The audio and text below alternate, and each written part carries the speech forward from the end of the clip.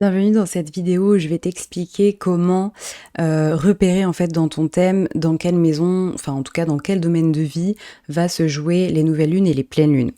Donc j'ai créé un fichier comme celui-ci, un espace Notion, où mois par mois, tu as les pleines lunes, dans quel signe ils se trouvent, et surtout ce qui va être important de regarder, c'est dans quel degré de ce signe ça se trouve. Donc l'objectif, c'est de repérer déjà ce qui se passe là, et ensuite d'aller chercher dans ton thème astral, puis aller chercher dans un fichier que j'ai créé également, pour voir ce que ça signifie un petit peu. Tu peux aussi bien sûr de te servir de l'IA pour aller creuser un petit peu plus le sujet en sachant que l'IA est assez limitée encore en termes d'astro, donc voilà, ça dit beaucoup de conneries, donc fais attention aussi à ce que tu peux lire. Donc là, on comprend que en février, on a eu une pleine lune en Lion, ok. Le 1er février à 23h09, ok, super, à 13 degrés du Lion, ok. Donc là, on sait que la pleine lune, elle était en Lion à 13 degrés.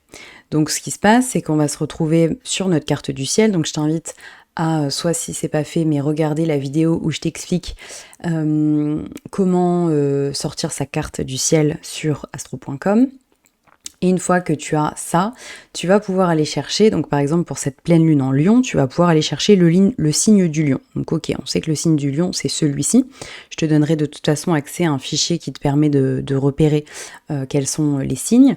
Et puis si tu sais pas, tu tapes aussi sur Internet, hein, c'est complètement possible, ou sur ChatGPT, maintenant on a quand même accès à tout. Mais dans tous les cas, moi je te donnerai accès à toutes les informations. Donc là, on sait que le Lion, c'est celui-ci. Ensuite, on sait que la pleine lune, elle tombe à 13 degrés. Donc en fait, qu'est-ce qui se passe? C'est qu'un signe, comme ça représente 30 degrés de manière générale. Chaque signe, c'est 30 degrés sur un thème astral. Donc là, 30 degrés, ici, c'est le degré 0, 1, 2, 3, etc. Et donc là, on a 10 degrés, 20 degrés, 30 degrés. Ok. Donc dans ce thème-ci, par exemple, on sait que la Lune, elle est à 23 degrés du Lion. Donc on va bien toujours dans ce sens-là. Ok. On lit un thème dans ce sens-là. La Lune, elle évolue de ce sens-là. Ok. Donc là, on imagine que dans mon thème, je veux chercher où se situe le degré 13 du Lion. Donc je vais faire mes petits calculs. 5, 10, voilà, 10, 11, 12, 13. On imagine qu'on est là. Donc là, la pleine lune, elle vient tomber à cet endroit-là de mon thème. Donc ensuite, une fois que je sais ça, je vais regarder dans quelle maison ça se situe. Parce qu'une maison, elle commence ici. Par exemple, la maison 2 commence là. Et la maison 3 ici commence ici. Donc là, c'est comme un petit camembert. On est venu couper un thème astral en 12 parties. Et donc là, si la pleine lune, elle tombe là, elle tombe dans ma maison 2. Et en fait, les maisons en astrologie, c'est des domaines de vie. Donc si je sais que la pleine lune vient tomber dans ma maison 2, je vais savoir que ça va peut-être impacter le domaine de vie en question. Ensuite, j'ai créé un autre fichier, celui-ci, où je t'explique en fait ce que représente chaque maison. Donc tu verras, il y a des petits numéros, voilà, 1, 2, 3, 4, 5 jusqu'à 12. Ça représente toutes les maisons. Et en astrologie, chaque maison est associée à un signe, qui est associé à une planète. Donc l'objectif, c'est pas que tu comprennes tout là aujourd'hui, moi c'est le fichier que j'ai créé. En tout cas, ce qui est intéressant de comprendre, c'est que on va dire, la maison 2, le domaine de vie de la maison 2 est associé à ce qui se passe ici, à l'argent, aux ressources, à la sécurité, à notre valeur personnelle, mais aussi à notre estime de nous-mêmes, aussi à ce qu'on possède, à nos possessions. Et donc, cette nouvelle lune-là, elle va impacter peut-être notre finance, notre financier. Donc la pleine lune, c'est un moment, on va dire, où on fait un bilan, où on ferme, on va dire, certains sujets.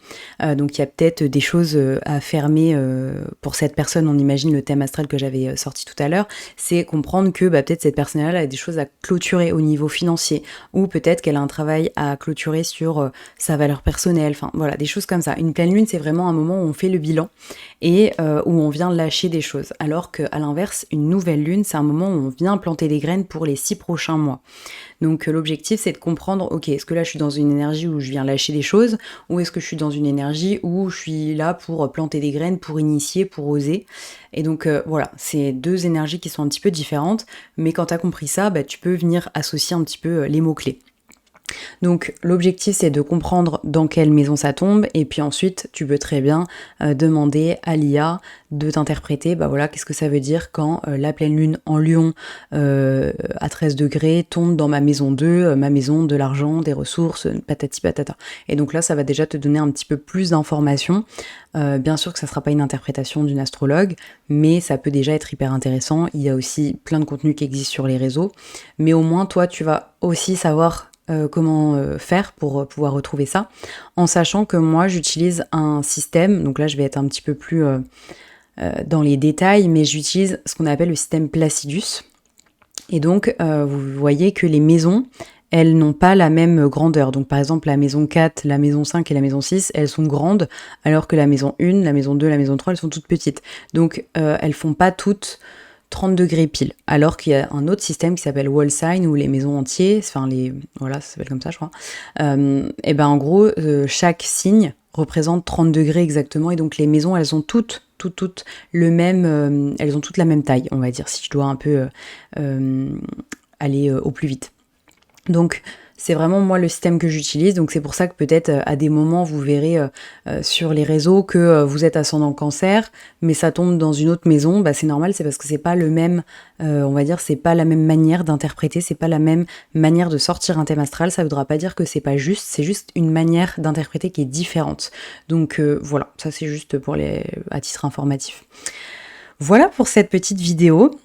Si tu as envie d'aller plus loin, je t'invite à regarder, aller télécharger du coup le guide que j'ai créé qui s'appelle le guide Astro 2026 où je te parle un petit peu de toutes les énergies de l'année 2026, tous les différents placements, enfin tous les changements planétaires qui va se passer au courant de l'année 2026, comment toi ça vient t'impacter, que ce soit les différentes rétrogrades de Mercure, que ce soit les rétrogrades de Vénus, que ce soit les changements de certaines planètes lentes qui vont changer de signe au courant de l'année.